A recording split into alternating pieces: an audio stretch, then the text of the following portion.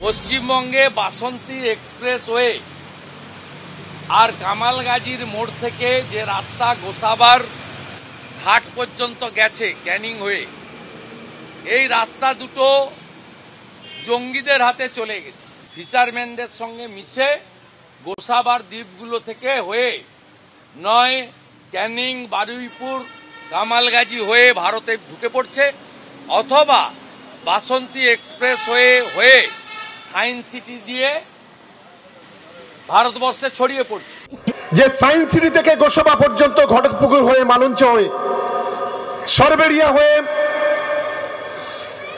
গোসাবার গদখালি পর্যন্ত যে রাস্তা, আর কামালগাছি থেকে বারুইপুর ক্যানিং হয়ে গদখালি বাসন্তী হয়ে যে রাস্তা, এই দুটি রাস্তার আশেপাশে বা এই দুটি রাস্তার সমস্ত জঙ্গিদের হাতে চলে গেছে।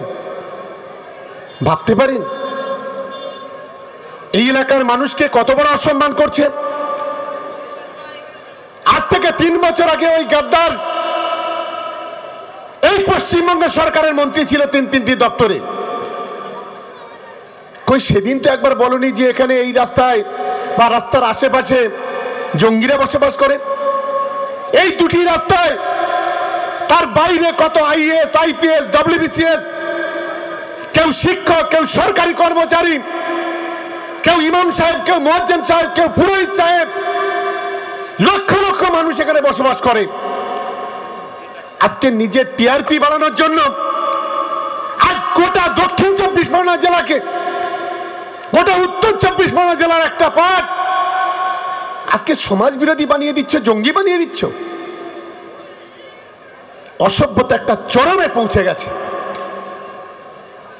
আর বলছে ক্যানিং থেকে একটা জঙ্গি ধরা পড়েছে, এই জঙ্গি নাকি আমি নাকি আশ্রয় দিয়েছিলাম। আমি বলছি তোর বাপের যদি ক্ষমতা থাকে তুই আমাকে একবার প্রমাণ করে দেখা যে চুল পরিমাণ কোনো কানেকশন আমাদের সঙ্গে আছে। মিথ্যাবাজ, দালাল, ধাপ্পাবাজ, চিটিংবাজ। কেন ভারতবর্ষে জঙ্গি ঢুকছে তার দায়ী কে? 56 ইঞ্চি ছাতি, বড় বড় কথা বলে নরেন্দ্র মোদী, অমিত শাহ, দেশের স্বরাষ্ট্রমন্ত্রী, নাকে তেল দিয়ে ঘুমাচ্ছে।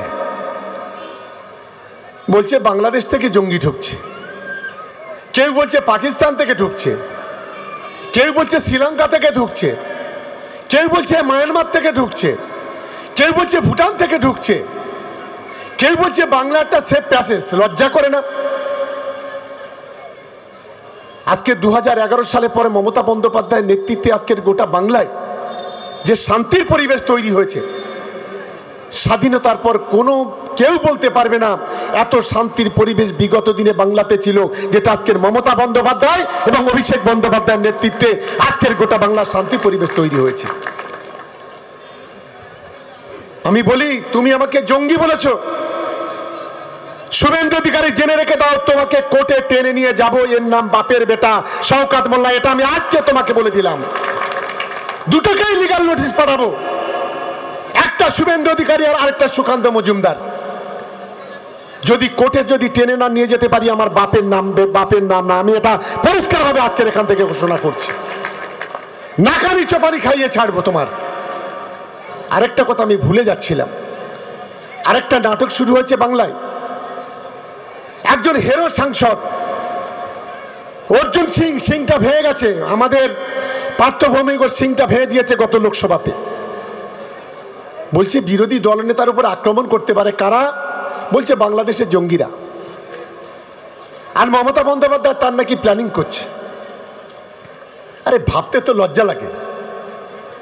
মমতা বন্দ্যোপাধ্যায় এইসব খড়কুটোর বিরুদ্ধে চক্রান্ত করবে, যারা 2021-এ হেরেছে, যারা 2023-এ হেরেছে, যারা 2024-এ হেরেছে, যাদের বলে বাংলার বিশ্বাসঘাতক, যাদের বলা হয় বাংলার মির্জাফর, মমতা বন্দ্যোপাধ্যায় তাদের বিরুদ্ধে শত্রুতা করবে, অ্যাটাক করবে।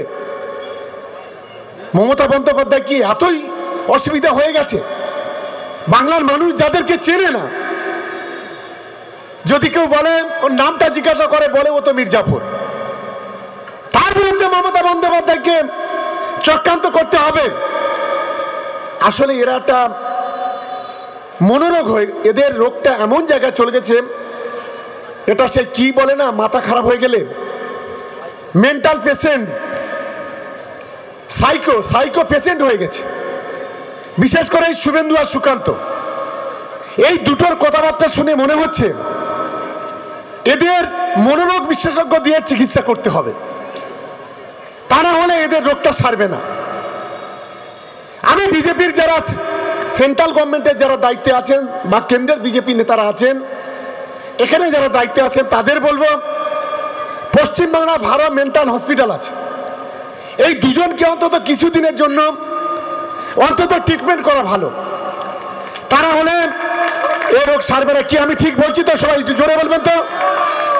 তার মানে ট্রিটমেন্ট এদের করতেই হবে, কারণ যারা বাংলায় হিন্দু মুসলমানের দাঙ্গা বাঁধাতে চায়, কারণ যারা বাংলাকে ধ্বংস করতে চায়, যারা নাটক করে নিজের টিআরপি বাড়াতে চায়, তাদের জন্য এই ধরনের ট্রিটমেন্ট ছাড়া এই রোগ কখনো ভালো হবে না।